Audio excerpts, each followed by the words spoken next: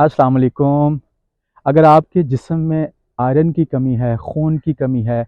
Zinc की कमी है, फॉलिक एसिड की कमी है, या विटामिन B12 की कमी है, या आपको प्रोटीन्स चाहिए और बड़े फाइन किस्म के प्रोटीन जो कि कंप्लीट प्रोटीन जिसे हम कहते हैं, तो आपको गोश्त खाना चाहिए। दुनिया के अंदर सबसे ज़्यादा जो फीकस गोश्त खाया जाता है वो अर्जेंटीना के अंदर खाया जाता है, जो कि तकरीबन 134 किलोग्राम फीकस शरह है जिसकी। उसके बाद दुनिया में अमेरिका के अंदर दूसरे नंबर पे, और इसी तरीके से ऑस्ट्रेलिया के अंदर 117 किलोग्राम फीकस के हिसाब से जो लोग हैं वो गोश्त कंज्यूम करते हैं। पाकिस्तान जो है एक शुमारियाती इदारे के मुताबिक दुनिया में 132वें नंबर पर मीट कंजप्शन के ऊपर आता है, जहाँ पे जो पर कैपिटा कंजप्शन है वो तकरीबन जो है वो 16 से 17 किलो के दरमियान है। इसी तरीके से जो हमारा हमसाया मुल्क भारत है, वहाँ पे दुनिया में सबसे कम फीकस जो गोश्त है वो कंज्यूम किया जाता है, जो कि तकरीबन 4.25 किलो या 375 किलोग्राम है। उसमें रिलीजियस कॉन्स्टेंट्स और बहुत सारी बातें हैं। गोश्त के बहुत सारे फ़वाइद हैं, लेकिन सेम बैक वक्त में यही जो गोश्त है, अगर इसकी हम एक्सेसिव डोजिंग करेंगे, WHO कहता है कि जो एक्सेसिव डोजिंग है वो आपकी सेहत के लिए इंतहाई नुकसानदेह हो सकती है। वो आपको सबसे पहले तो नॉन कम्युनिकेबल डायजीज़, जिसके अंदर आपका हार्ट का प्रॉब्लम है, कैंसर है, ओबेसिटी है, टाइप 2 डायबिटीज़ इसके अंदर लेके जाती है। गोश्त एक कंप्लीट ग़िज़ा है, लेकिन अगर हम इसे इत्दाल के मुताबिक कराएँ, जो माहिरीन हैं, मुहक्किकीन हैं, उनके मुताबिक तकरीबन 70 ग्राम या 1.5 टांग जो गोश्त है वो एक नॉर्मल इंसान की डेली की जो लाइफ है, प्रोटीन की जो है ज़रूरियात है उसको पूरा करने के लिए काफ़ी होता है।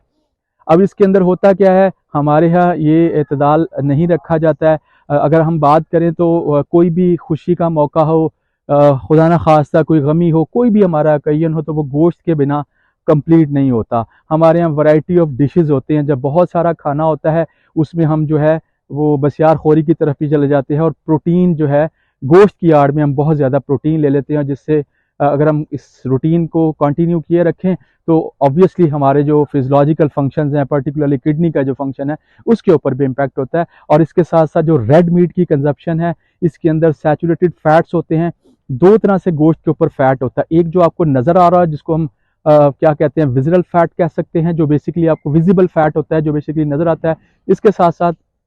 दूसरे किस्म का जो फैट है वो गोश्त के अंदर, जिसे टेक्निकल लैंग्वेज में डिग्री ऑफ मार्बलिंग कहते हैं, जो बेसिकली गोश्त को टेंडर करने के लिए, सॉफ्ट करने के ज़रूरी होता है, वो आप कंज्यूम कर सकते हैं। अदरवाइज़ जब आप बाज़ार से गोश्त लें उसके ऊपर से फ़ैट को रिमूव करें, और फिर इसको पकाने के लिए आप फ्राइंग अवॉइड करें, और जो टेक्निक्स हैं बारबेक्यू कर लें, वो एक अच्छा सोर्स है, या इसको बॉयल कर लें, या और तरीके से ट्रीट करें जिसमें मिनिमली जो है फ़ैट के जो कॉन्टेंट्स हैं वो इसके अंदर शामिल ना हो। और उसके साथ साथ अगर हम बात करें गोश्त खोरी की, तो हम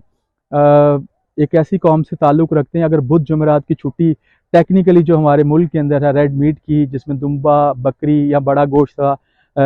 बड़े जानवर का गोश्त होता है, अगर वो ना हो तो शायद हम अपने अवेलेबल रिसोर्सेज को ख़त्म कर दें। तो इसमें और थैंक्स टू दी पोल्ट्री और इस तरीके से जो और अवेलेबल हलाल सोर्सेज हैं उनके ऊपर रिलाई करके जो है हम अपनी चीज़ों को पूरा कर रहे हैं।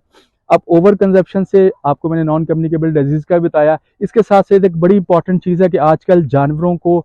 बहुत मतअद्दद किस्म की जो एंटीबायोटिक्स हैं, बीमारियों से बचाने के लिए, उनकी बढ़ोतरी के लिए, मास गेन करने के लिए, जल्दी से जानवर बड़ा हो जाए, वो बहुत सारी लगाई जाती हैं। अब वो क्या होती हैं, जब उनकी एक्सेसिव ब्लाइंड यूज़ होता है तो उनकी टिश्यूज़ के अंदर बायोकम्युलेशन होती है, और वही जो एंटीबायोटिक रेजिस्टेंस जब हम गोश्त एक्सेसिव अमाउंट में खाते हैं तो हम में शामिल हो जाती है। उसका नतीजा क्या होता है कि जो इंसान है, हमें एंटीबायोटिक रेजिस्टेंस जो है वो बहुत ज़्यादा फैलती, बहुत ज़्यादा बढ़ती जा रही है। इससे क्या मुराद कि फॉर एग्जांपल अगर कोई बंदा बीमार होता है, वो दवाई लेता है उसको क्योर किसी ट्रीटमेंट, किसी डिजीज़ को ट्रीटमेंट या क्योर करने के लिए, तो जो दवा है, एंटीबायोटिक है, उस पर असर नहीं करती। ये भी इसका नुकसानदेह। उसके अलावा एक बड़ी कॉमन सी ऑब्जर्वेशन, आप कभी अपने सफ़र में शहर के अंदर